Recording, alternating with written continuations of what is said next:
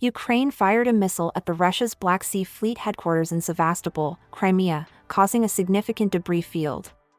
No statement has been released yet from Ukrainian officials.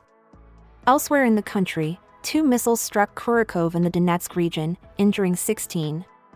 These were suspected to be Russian Iskander missiles. Meanwhile, Russia claims to have thwarted an Ukrainian drone attack targeting facilities within its borders. In other news, the politics of grain is heating up. Poland's agriculture minister is open to discussions about grain shipments to Ukraine, provided that Polish farmers' interests are safeguarded and no Ukrainian grain enters Poland. This comes amidst tensions in the European Union over a Ukrainian grain ban, with Poland, Hungary, and Slovakia determined to maintain the restrictions despite the EU's intent to suspend the rule. Speaking of tensions, the Kremlin predicts escalating strains between Ukraine and Poland, along with other European countries. Russia's spokesperson, Dmitry Peskov, anticipates unavoidable hostilities between Kyiv and European capitals, adding that Belarus is on high alert due to potential threats from Poland. Over in Canada, Prime Minister Justin Trudeau met with Ukraine's President Volodymyr Zelensky, reinforcing Canada's commitment to ongoing military, economic, humanitarian, and developmental support for Ukraine. Trudeau declared that Canada will stand by Ukraine for as long as it takes. The leaders also took part in a ceremony to solidify economic ties between their nations. Since January 2022, Canada has pledged over $900 million in support to Ukraine. Lastly, a second grain ship has departed the Ukrainian Black Sea port of Chornomorsk, bound for Egypt. This follows the establishment of a temporary humanitarian corridor for grain ships across the Black Sea. Already, 7 civilian ships have utilized this corridor. 3 more vessels are en route, exporting agricultural products and iron ore to China, Egypt, and Spain. The situation in Ukraine remains volatile, with escalating missile attacks, drone strikes, and rising tensions with Poland. The international community persistently backs Ukraine against Russia's aggression, while a grain dispute with several EU nations further complicates the regional dynamics. Good day, listeners! This is your host, Emily, bringing you the daily hot news. And this is David on commentary. We're here every day on Hot Topic, serving up the latest updates. Don't forget to subscribe and turn on notifications so you never miss an episode. Now, let's get straight to the hot topics.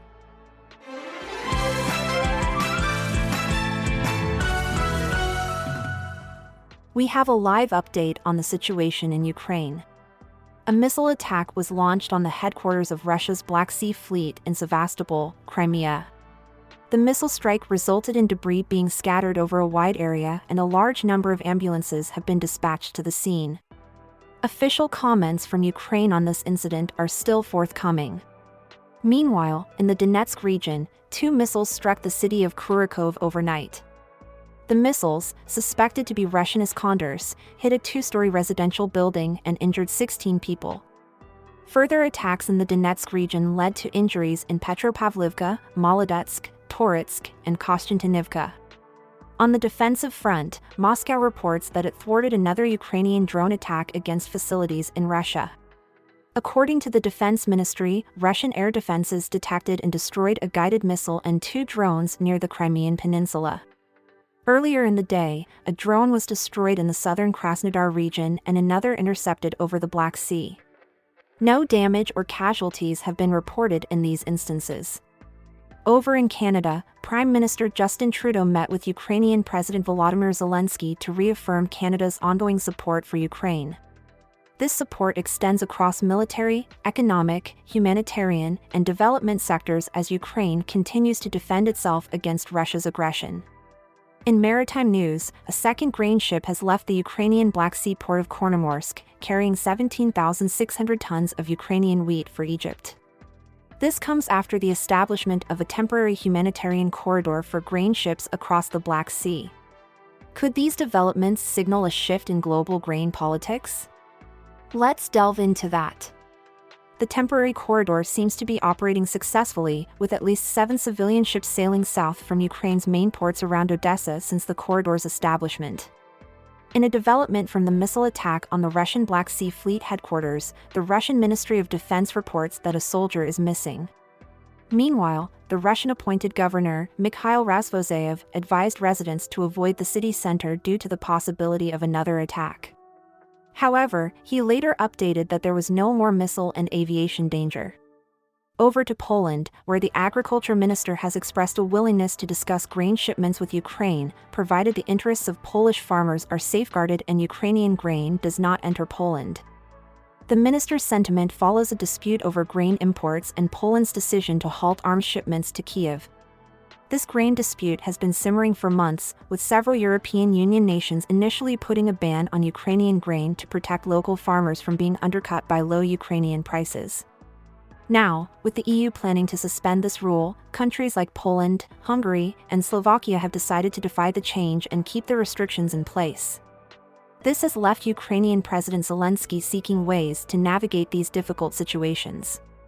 Let's take a moment to explore the implications of these developments on the ground. For those who've just tuned in, we've been discussing the recent developments in the Ukraine-Russia conflict. Today's highlights include a missile attack on the headquarters of Russia's Black Sea Fleet in Sevastopol, Crimea, and subsequent retaliatory measures. We've also discussed the intensification of hostilities in the Donetsk region, along with defensive actions taken by Russia against Ukrainian drone attacks.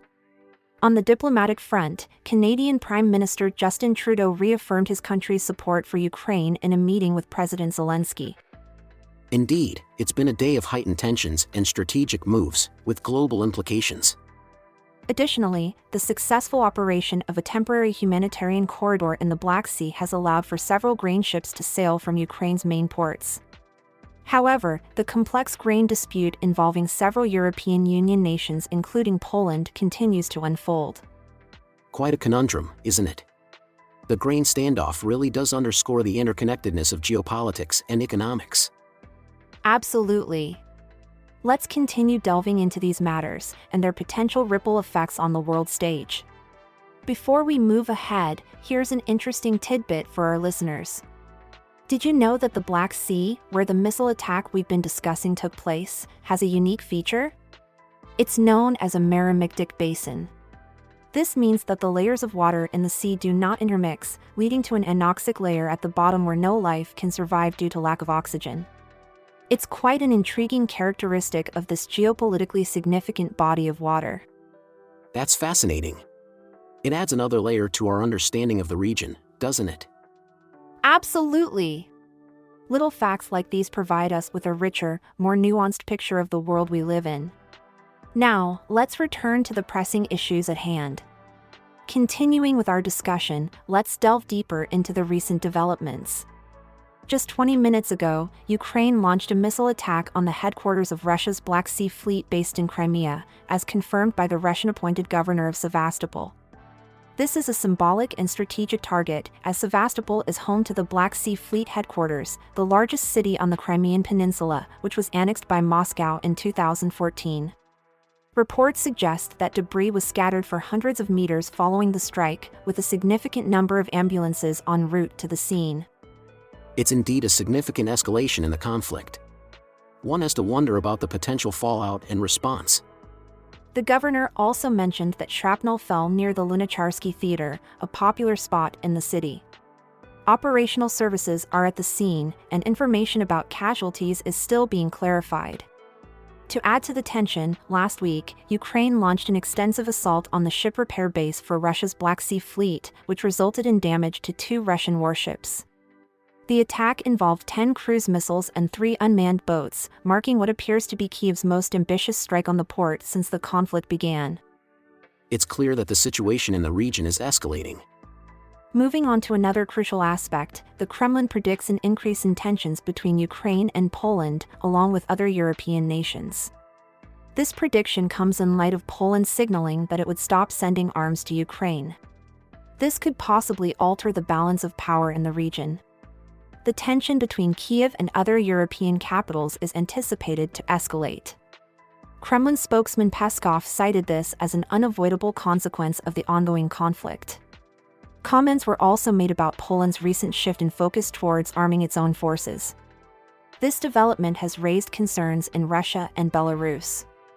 The neighborhood with Poland, it seems, is a cause for discomfort for Belarus. Indeed. Poland has been described as quite aggressive, not refraining from subversive activities and interference in internal affairs.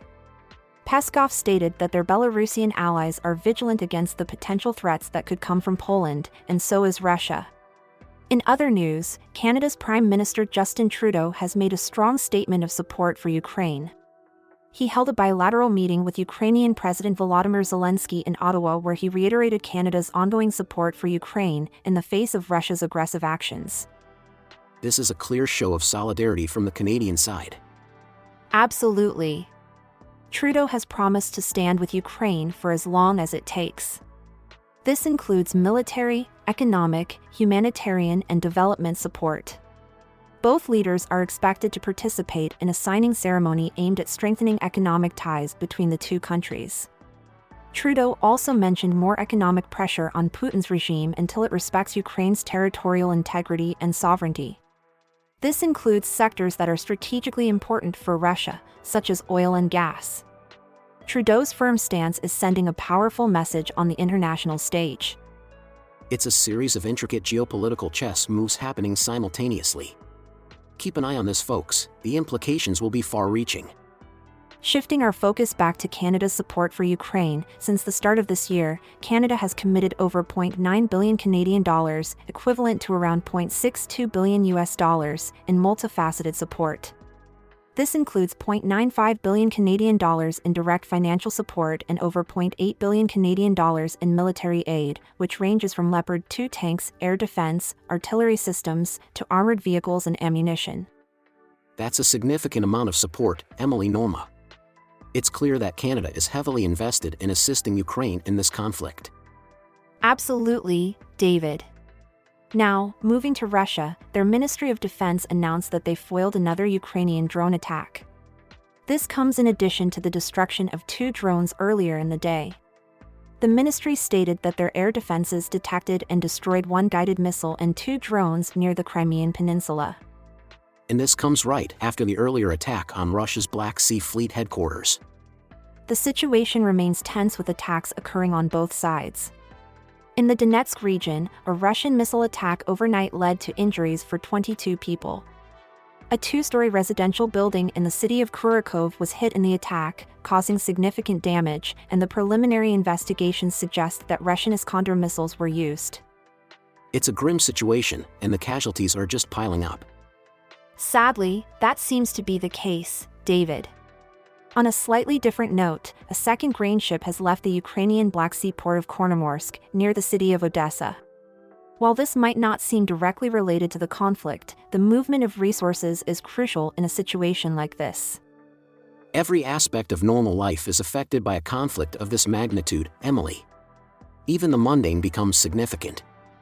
Staying on the topic of Ukrainian resources, a second significant development has been reported. A ship named Aroyat, under the flag of Palau, has left the port after loading 17,600 tons of Ukrainian wheat for Egypt. The Infrastructure Minister of Ukraine, Oleksandr Kubrikov, confirmed this. This is quite significant, Emily. Considering the ongoing conflict, the ability to maintain exports is a major achievement for Ukraine. You're absolutely right, David. This is actually the second ship carrying grain to leave the port this week. A smaller ship had previously departed Chornomorsk under Ukraine's temporary humanitarian corridor. Let's not forget, this corridor was established last month after Russia withdrew from a United Nations brokered agreement guaranteeing safe passage for grain ships across the Black Sea. So despite the political tensions, life goes on, and trade continues. Indeed. Since the corridor was announced, at least 7 civilian ships have made the journey from Ukraine's main ports around Odessa. We have also received news that 3 more cargo vessels are en route to the port. Bearing in mind the ongoing conflict, the continuation of trade is a testament to human resilience. Well said, David. The 3 bulk carriers, named Azara, Inghaus 01, and Aneda, are expected to export more than 100 tons of agricultural products and iron ore to China, Egypt, and Spain. This situation, although challenging, certainly demonstrates Ukraine's resilience in maintaining its international trading commitments. Absolutely, Emily. These developments are a beacon of hope amidst the chaos. And that wraps up today's episode of The Hot Topic. We delved into some current hot news topics, and we appreciate you all for being with us. We encourage you to subscribe and activate notifications so you won't miss our daily updates. Your support truly means the world to us. Don't hesitate to share our podcast with your friends, family, or anyone who has a thirst for understanding the news. And if you enjoyed today's episode, feel free to leave a comment. And remember, folks, we're here every day, providing insight and analysis on the latest news. There's always something exciting on the horizon, so stick with us to keep up to date. We're truly grateful for your time and your listening ears. We're looking forward to the next episode and delivering more news and analysis to you. Absolutely, Emily. And remember, folks, as we always say, Emmy, stay in the loop, keep your eyes on the news, our channel's content will amuse.